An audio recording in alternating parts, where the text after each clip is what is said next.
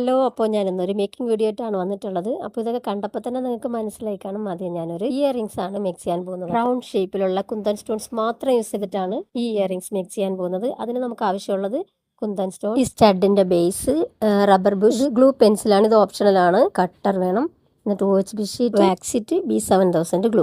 ആദ്യം നമുക്ക് വാക്സ് ഷീറ്റിൽ ഗ്ലൂ ഒന്ന് അപ്ലൈ ചെയ്ത് കൊടുക്കാം. ഫസ്റ്റ് ഞാൻ ഇതിന്റെ സ്റ്റഡാണ് ചെയ്യാൻ പോകുന്നത്. നമുക്ക് ഗ്ലൂ പെൻസിൽ എടുത്ത് ഈ ഗ്ലൂ പെൻസിലിന്റെ ഈ എൻഡിൽ നമുക്ക് വെറുതെ ഒന്ന് അതിൽ പ്രസ് ചെയ്താൽ മതി, അത് ഒട്ടി വരും. ഇനി ഒരു കുന്തൻ സ്റ്റോൺ എടുത്ത് ആദ്യം നമ്മൾ ഗം അപ്ലൈ ചെയ്ത് കൊടുത്തല്ലോ അതിലൊന്ന് വെച്ച് കൊടുക്കുക. എന്നിട്ട് അതിനെ ചുറ്റി ബാക്കി ഒരു 6 സ്റ്റോൺസ് കൂടെ എടുത്തൊന്ന് ഒട്ടിച്ചു കൊടുക്കുക. അപ്പോൾ നമുക്കിതുപോലെ ഒരു ഫ്ലവർ രൂപത്തിൽ കിട്ടും.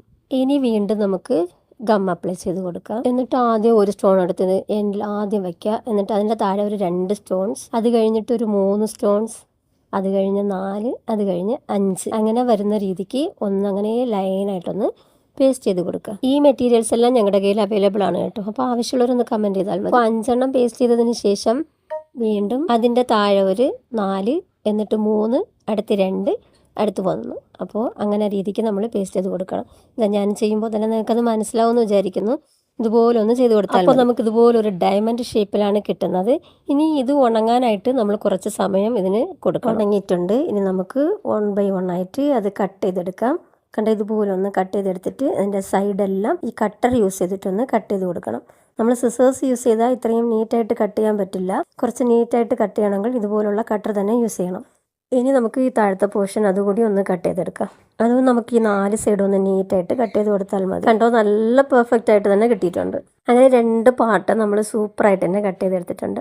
കണ്ടോ, ഇതിൻ്റെ ബാക്ക് സൈഡ് കണ്ടോ, നമുക്ക് ഇതുപോലെയാണ് കിട്ടുന്നത്. ഇനി ഈ സ്റ്റഡിൻ്റെ ബാക്ക് സൈഡിൽ ശകലം ഗം ഒന്ന് അപ്ലൈ ചെയ്ത് കൊടുത്ത് ആ സ്റ്റഡ് ബേസ് എടുത്ത് അങ്ങനെ ഒന്ന് പേസ്റ്റ് ചെയ്ത് കൊടുക്കണം. ഇനി ഇതും നമുക്ക് ശകല നേരം ഉണങ്ങാനായിട്ട് വിടണം. ഇനി നമുക്ക് ഇതുപോലുള്ള 4 ഐപ്പിൻ ആവശ്യമുണ്ട്. ഇനി നമുക്ക് വാക്സ് ഷീറ്റ് ഒന്ന് കട്ട് ചെയ്തെടുക്കാം. ഇതിങ്ങനെ അളന്ന് 2 എണ്ണം ഇതും അതുപോലെ റൗണ്ട് ഷേപ്പിൽ 2ഉം കൂടെ കട്ട് ചെയ്തെടുക്കാം. ഇനി ബാക്ക് സൈഡിൽ ഗ്ലൂ അപ്ലൈ ചെയ്ത് കൊടുത്തതിന് ശേഷം നമ്മുടെ ഐപ്പിൻ എടുത്ത് ഇതുപോലെ ഒന്ന് പേസ്റ്റ് ചെയ്ത് വെക്കണം. എന്നിട്ട് കട്ട് ചെയ്ത് വെച്ചിട്ടുള്ള ആ വാക്സ് ഷീറ്റ് എടുത്ത് അതിൻ്റെ പുറത്തിങ്ങനെ ഒന്ന് ഒട്ടിച്ചു കൊടുത്താൽ മതി. ഇതുപോലെ ഒന്ന് പേസ്റ്റ് ചെയ്ത് നീറ്റായിട്ടൊന്ന് എടുക്കണം.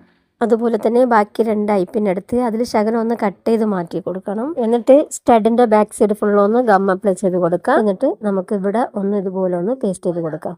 അത് കഴിഞ്ഞ് റൗണ്ടായിട്ട് കട്ട് ചെയ്തിട്ടുള്ള വാക്സ് ഷീറ്റും നമ്മുടെ ബാക്ക് സൈഡിൽ, അതായത് ആ സ്റ്റഡ് ബേസിൻ്റെ അകത്തുകൂടി ഇങ്ങനെ കോർത്ത് അകത്ത് കൊണ്ടുപോയി അവിടെ അങ്ങ് പേസ്റ്റ് ചെയ്ത് കൊടുക്കാം. ഇനി ഈ ഭാഗത്തൊന്ന് ചെറുതായിട്ട് വളച്ച് കൊടുത്തിട്ട് അതിൻ്റെ അകത്തുകൂടി കോർത്തെടുത്ത് ഒന്ന് ടൈറ്റ് ചെയ്ത് കൊടുത്താൽ മതി. നമ്മുടെ ഇയറിങ്സ് റെഡി. അപ്പോൾ ഇതിന്റെ കിറ്റ് ആവശ്യമുള്ള ഒരു കിറ്റ് എന്നൊന്ന് കമന്റ് ചെയ്തോളൂ കേട്ടോ. വീഡിയോ ഇഷ്ടപ്പെട്ടവരൊന്ന് ലൈക്ക് ചെയ്യുക. ഇതുപോലുള്ള വീഡിയോസിനായിട്ട് നമ്മുടെ പേജ് ഒന്ന് ഫോളോ ചെയ്യുക.